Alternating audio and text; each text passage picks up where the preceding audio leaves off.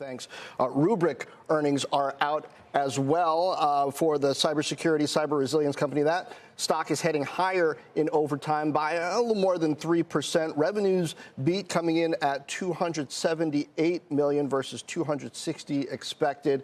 Earnings per share also a beat. The loss was 15 cents versus a loss of 32 cents expected. Gross margins came in a couple points higher at 80.5% versus 78.6%. That's the non-GAAP gross margin. Also for Q2, the guide is above the street expectations, guiding to a range in Q2 on the revenue side of 281 to 283 million. So 282 at the midpoint versus 274 expected. Loss per share range of 35 to 33 cents versus 36 cents loss expected. Also raising the full year expectation for revenues and pulling in the expectation for the loss is going to be less than expected. With that, let's bring in Rubrik CEO Bipul Sinha ahead of the earnings call. Bipul, good to see you. So these results beating across the board, 54% increase in subscription revenue.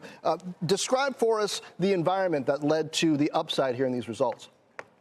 John, great to be back with you. We had an excellent last quarter and a great start to our fiscal year.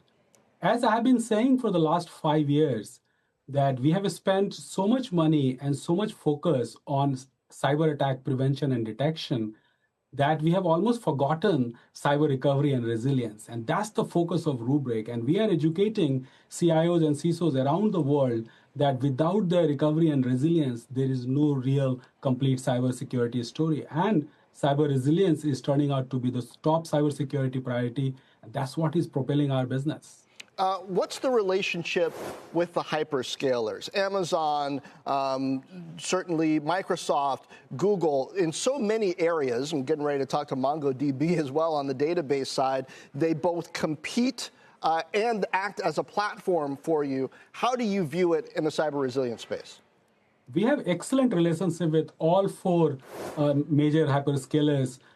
Google recently gave us a Partner of the Year award because what we do with hyperscalers is we are driving data security and cyber resilience, whereas they are driving cloud infrastructure security. We have completely complementary offerings, and that's why we have a deep relationship with Microsoft, AWS, Google, and this quarter we launched our offerings for Oracle Cloud Infrastructure. So we now have comprehensive cyber resilience solution across all 4 major hyperscalers. What gives you the confidence to guide as you have in an environment where, certainly not speaking specifically in cyber, but even if we do look at CrowdStrike, some others, Pure Storage, in the hardware business, there's some questions about how that's going to pan out with the macro environment and tariff impacts. Why is that not affecting you, or is it, despite the strong guide?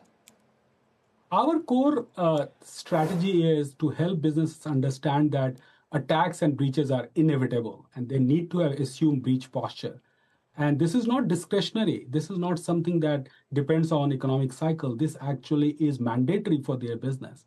And in my conversations with cyber leaders around the world, cyber resilience is the #1 priority. So we do not see any change in our demand environment, and we have a very unique product offering, and we are winning the cyber resilience space.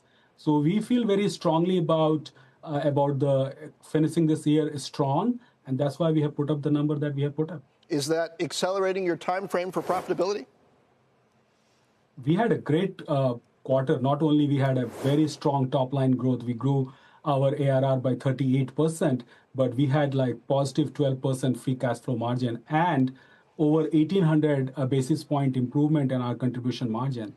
So we are really building a long-term profitable business, and our belief is that we are in a unique marketplace with a unique offering and accelerating our business and profitability.